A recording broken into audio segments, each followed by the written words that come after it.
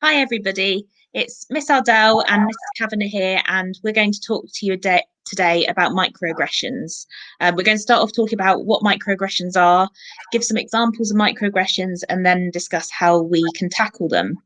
Um, so, the word microaggression has been around for a while. It was first come up with in the 70s, um, but since then it wasn't really used very much since the 70s, and then it came back into use a lot more in about 2007.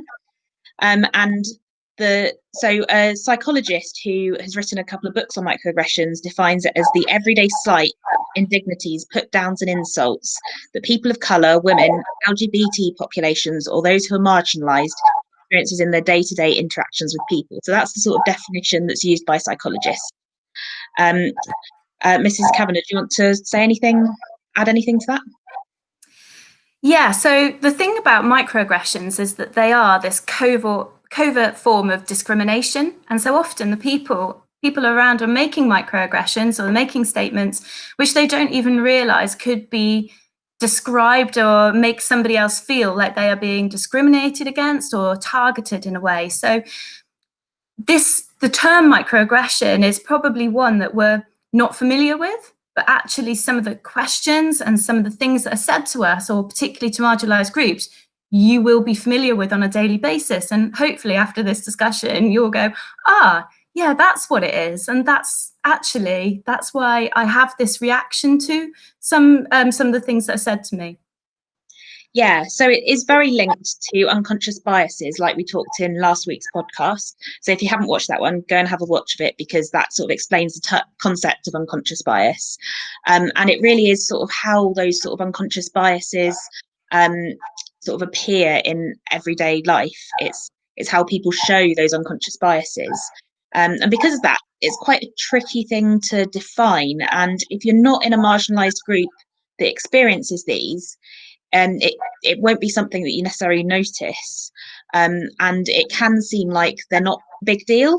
And what makes them a big deal is that people experience them over and over again, um, all the time, and they're also related to like known stereotypes about that group. So we can get into some examples here. So, for example, again, leading on from what I said last week about being a female physicist, quite often when I tell people about that I've got a degree in physics, and sort of my background in physics, they act really, really shocked when I tell them, and like they're like, "Oh, that's amazing," and really, really surprised. And it's something that I've never been sure whether they do that, whether I was male or female, but um, talking to sort of male physicists, and I find that actually they don't get the same reaction. People might be interested in the physics and want to find out more, but they don't get that sudden shock and surprise. And that comes, and I'm very aware of it, because it comes from that stereotype of that physicists are men. Um, and so the fact that people act shocked and surprised when I tell them that I'm a physicist is actually a bit insulting, because it kind of implies that they wouldn't expect me to be very good at it because I'm a woman. And it's a very small thing, but if it doesn't happen to you all the time, it wouldn't seem like a problem. But I really find that I really notice it, and it just gets a bit annoying. That's definitely not the worst microaggression, but it's one that I experience quite a lot. Mrs. Kavanagh, did you want to talk about some?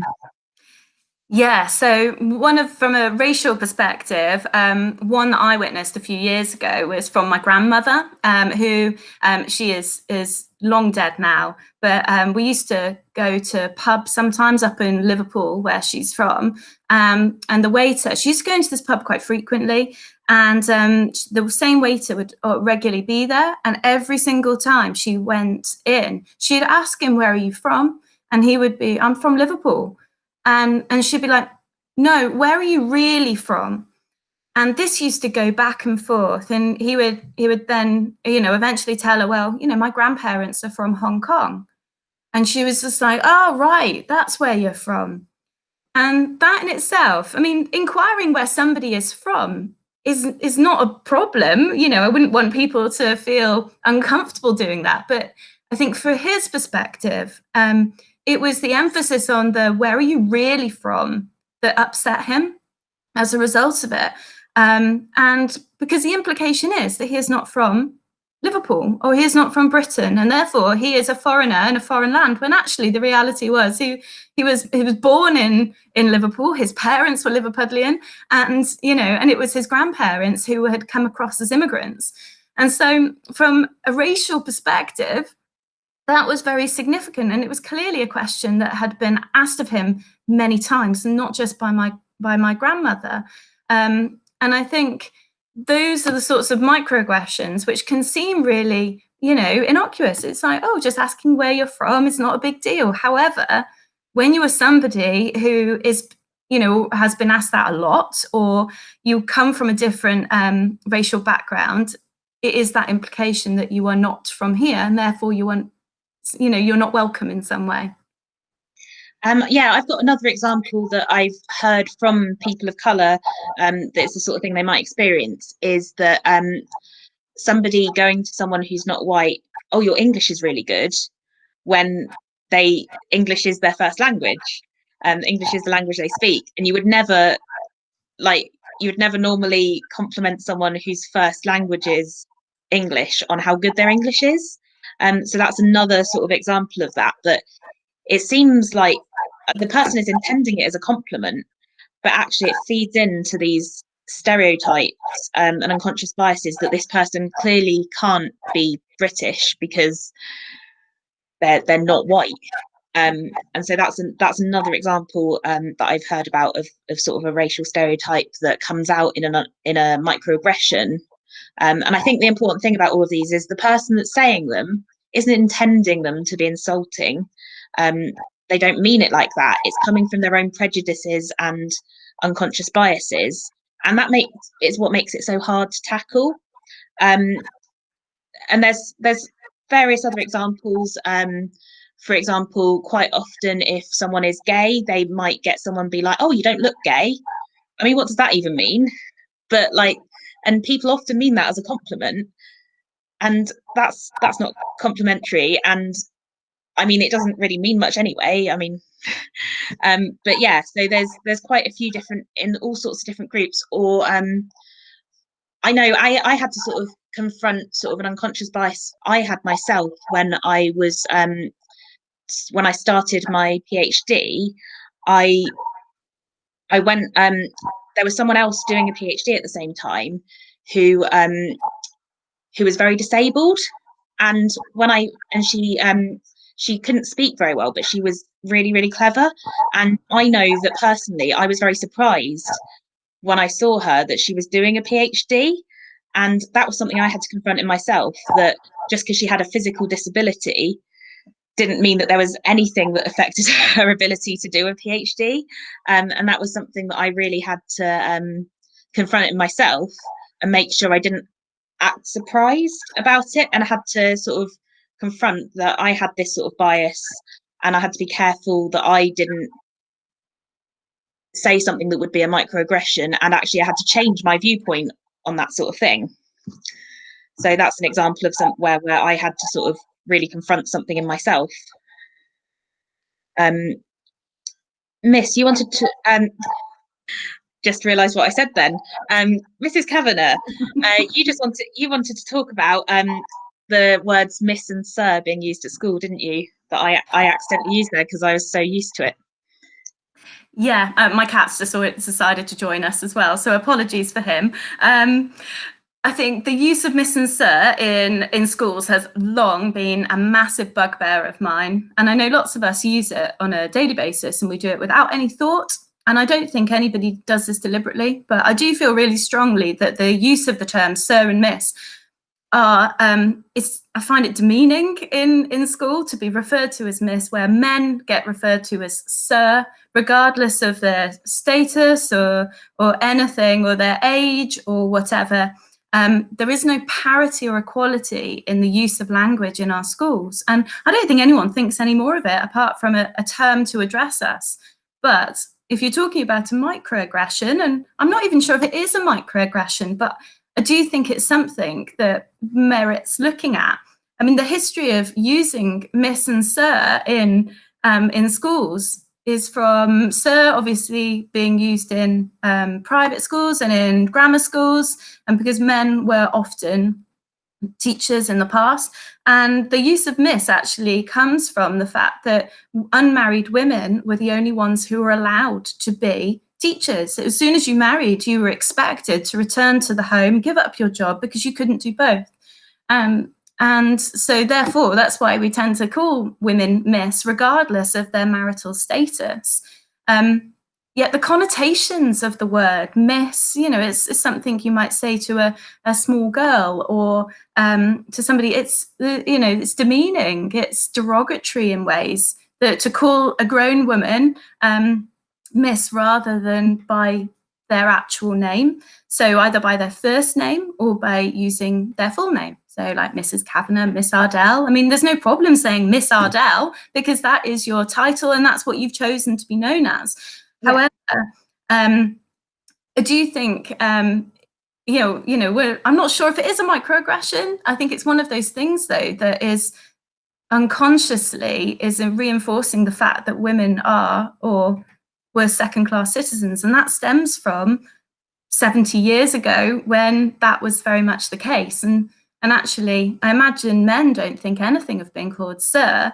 And I imagine some women don't think anything of being called miss. But I must say, I do find that it's something that maybe warrants looking at from a gender perspective. Yeah, and I think that's the key thing, that it's not always very obvious whether something's a microaggression or not. And a lot of it is to do with language and the words that we use. So it's very subtle, and deciding which things are microaggressions and which things aren't is quite hard to do, which leading us on to this sort of the last bit of this conversation, what can we do to kind of stop microaggressions, to tackle this? It makes it quite a hard thing to do, to actually tackle microaggressions, because in some ways it's so hard to define what is a microaggression and what isn't a microaggression.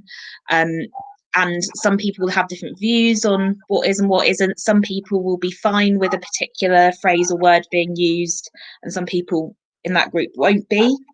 So it makes it hard to define. So I think there's a few things that we can do. One is to listen to people in those marginalised groups when they tell you that something's a microaggression.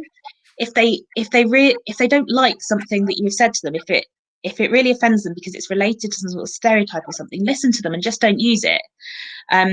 Just be respectful, listen to what they've said, and if they identify something as a microaggression and they don't want you to talk about it, then just listen to them and don't use that again.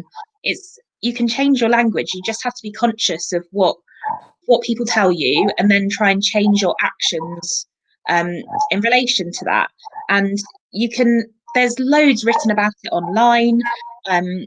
There's lots of places you can find out some of these things that people don't like being asked or said to them because they're microaggressions. So it is possible to find out some of these things, and we can't be perfect. We can't never offend someone. I don't expect that to happen. You're always going to accidentally say something that might offend someone else, but you have to be respectful of those other people. And if they tell you something has offended them, actually listen to them, and don't be like, oh, it wasn't that bad, but actually listen to what they're saying. Mrs. Cavanagh, did you want to add anything to that?